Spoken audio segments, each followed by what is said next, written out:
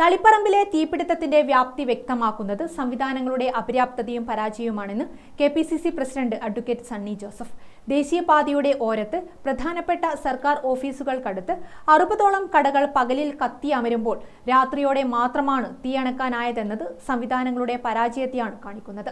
സർക്കാർ അടിയന്തരമായി പ്രത്യേക പാക്കേജ് പ്രഖ്യാപിച്ച് സഹായം ചെയ്യണമെന്നും താൻ മുഖ്യമന്ത്രിയെ നേരിട്ട് കണ്ട് ഇതാവശ്യപ്പെടുമെന്നും സണ്ണി ജോസഫ് കണ്ണൂരിൽ മാധ്യമങ്ങളോട് പറഞ്ഞു. ഞാൻ മാധ്യമങ്ങളിൽ നിന്നും ഇവിടെ ആളുകളിൽ നിന്ന് മനസ്സിലാക്കുന്ന ഒരു കാര്യം, നമ്മുടെ സംവിധാനങ്ങളുടെ അപര്യാപ്തതയും പോരായ്മയുമാണ് ഇതിൽ നിന്ന് വ്യക്തമാകുന്നത്. തളിപ്പറമ്പിൻ്റെ ഹൃദയഭാഗത്ത് നമുക്കറിയാം, ഫയർഫോഴ്സിൻ്റെ സമീപത്ത്, താലൂക്ക് ഓഫീസിൻ്റെ സമീപത്ത്, RDO ഓഫീസിൻ്റെ സമീപത്ത്, DYSP ഓഫീസിൻ്റെ സമീപത്ത് ഇങ്ങനെയൊരു സംഭവം ഉണ്ടാകുമ്പോൾ, നാഷണൽ ഹൈവേയുടെ ഓരത്ത് ഇങ്ങനെയൊരു സംഭവം ഉണ്ടാകുമ്പോൾ പോലും പെട്ടെന്ന് തന്നെ തീ അണയ്ക്കാൻ കഴിയുന്നില്ല. രാത്രിയാണ് തീ അണച്ചത് എന്നത് കണ്ണു തുറപ്പിക്കേണ്ട ഒരു കാര്യമാണ്. ഞാനിപ്പോൾ അത് വേറൊരു രൂപത്തിൽ പറയുകയല്ല, വേദനയോടെ പറയുകയാണ്. സംവിധാനങ്ങളുടെ അപര്യാപ്തതയും അപാകതയും കാര്യക്ഷമതയുടെ കുറവുമാണ് ഇതിൽ നിന്നെല്ലാം പ്രകടമാകുന്ന കാര്യം. അതൊരു പാഠമായി മനസ്സിലാക്കാനും തിരുത്തലുകൾ വരുത്താനും ഗവൺമെൻറ് തയ്യാറാകണം.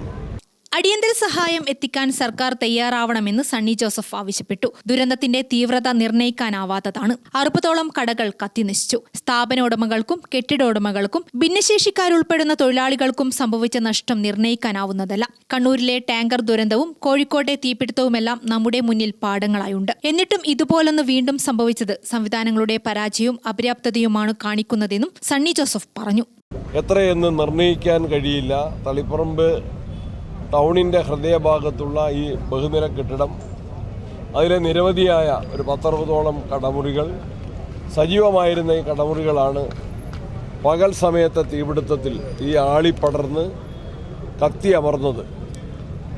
ഒരു കാര്യം, വലിയ നാശനഷ്ടം സംഭവിച്ചിരിക്കുന്നു. കട ഉടമകൾക്ക്, കെട്ടിട ഉടമകൾക്ക്, അതേപോലെ തന്നെ തൊഴിലാളികൾക്ക് എല്ലാം, ഭിന്നശേഷി തൊഴിലാളികൾ ഉൾപ്പെടെ, വിഭാഗത്തിൽപ്പെട്ട തൊഴിലാളികൾ ഉൾപ്പെടെ ഇവിടെ ജോലി ചെയ്ത് ജീവിക്കുന്നവരായിരുന്നു.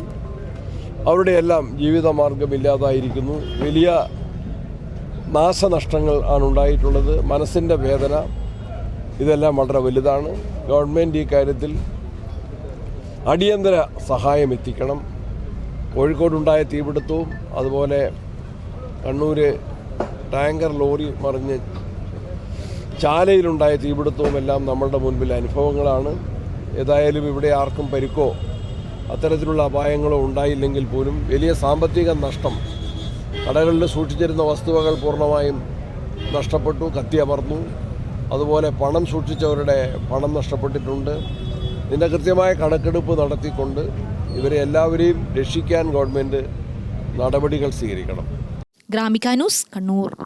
ഗ്രേറ്റ് ബോംബെ സർക്കസ് 6 വർഷത്തിന് ശേഷം സെപ്റ്റംബർ 28 മുതൽ പോലീസ് മൈതാനം കണ്ണൂരിൽ. Asia's best circus. Russian, Chinese, Ethiopian, Italian പ്രകടനങ്ങൾ. ഇന്റർനാഷണൽ കലാകാരന്മാർ അവതരിപ്പിക്കുന്നു. ദിവസേന 3 പ്രദർശനങ്ങൾ. 1 മണി, 4 മണി, 7 മണി. Waterproof, fireproof tent. നിങ്ങളുടെ സർക്കസ് നിങ്ങളുടെ നാട്ടിൽ കുടുംബസമേതം വന്ന് കാണൂ. ഗ്രേറ്റ് ബോംബെ സർക്കസ്, പോലീസ് മൈതാനം, കണ്ണൂർ.